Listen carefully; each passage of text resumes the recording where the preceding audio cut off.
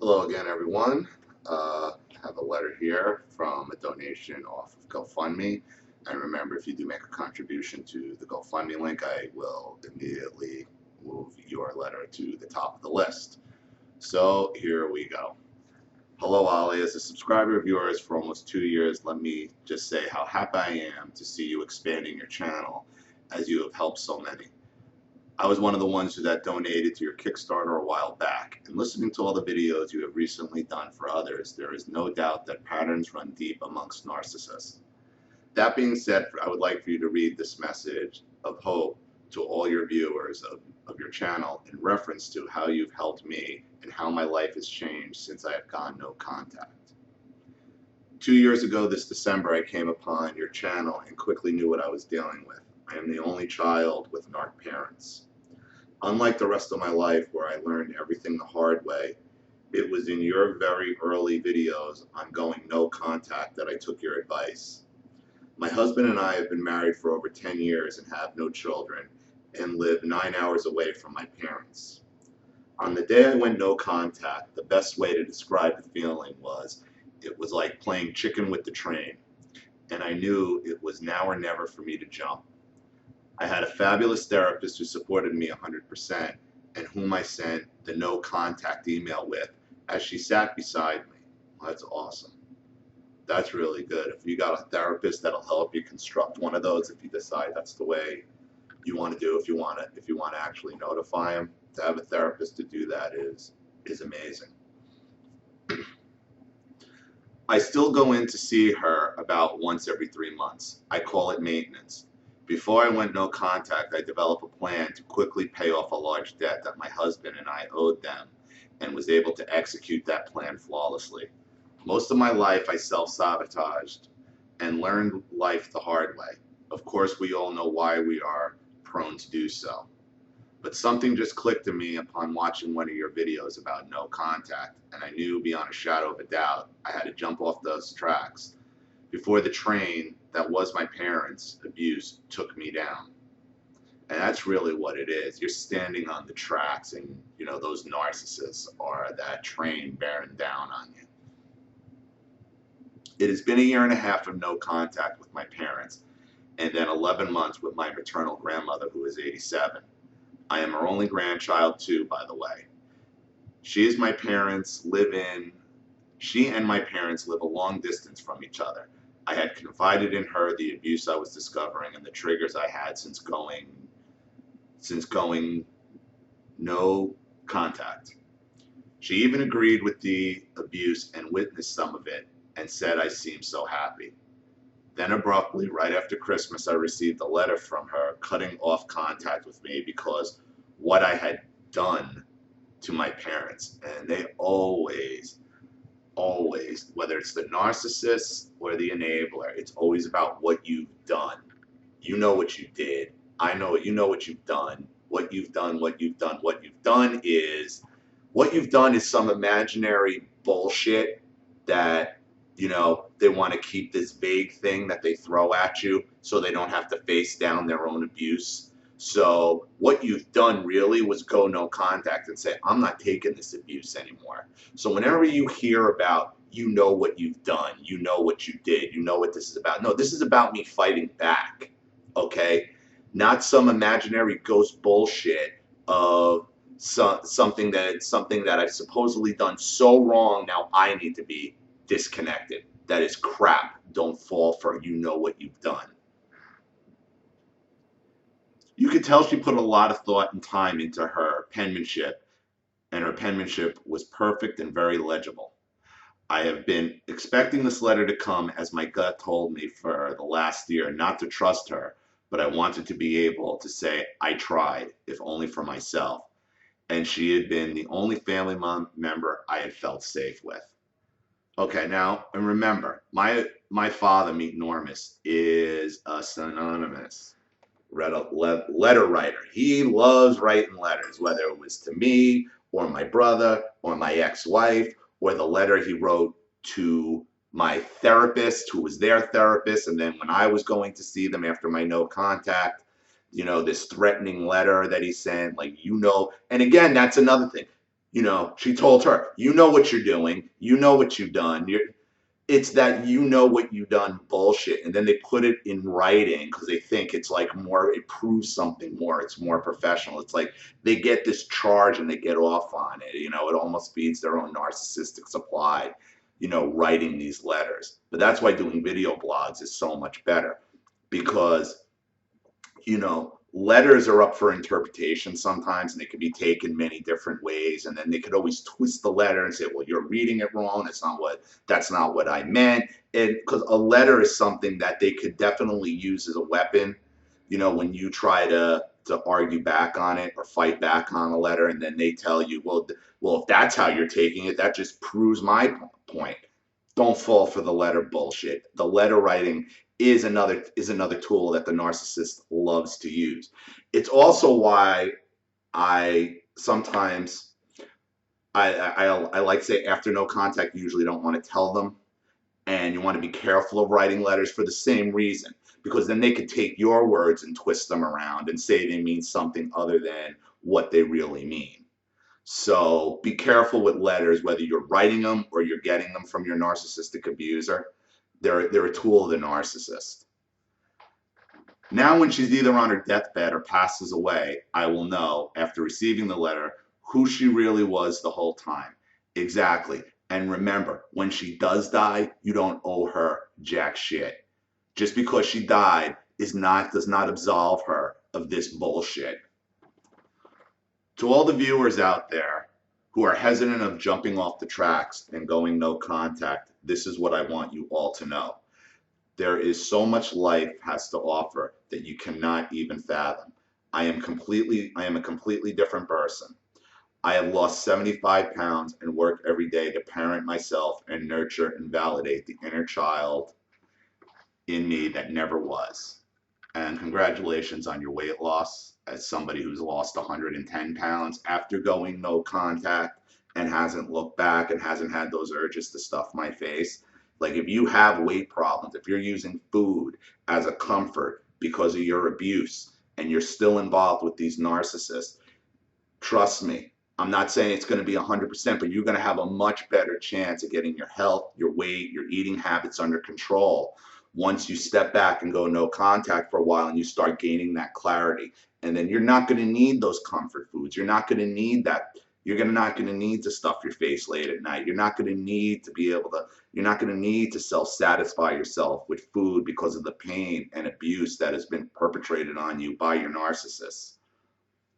Some days are indeed still hard, and I practice following triggers and searching out root causes for my behaviors and emotions. Thanks in large part to you telling us just to do that. My occupation is now what I always dreamed it would be, but was too scared of what my family would think for me to ever explore the possibility. And that's another, and this is another point that she's making. Okay, when you go no contact and you separate yourself from that abuse, you can finally figure out who you are and what makes you happy. And you can pursue something that you never even thought of pursuing before, either for embarrassment, from trying to avoid the ridicule, trying to avoid that disappointment, those lectures, that trial that I've talked about so many times that never ends in your life. Once they're out of your life, you can start pursuing the things that you can get to know yourself, in essence.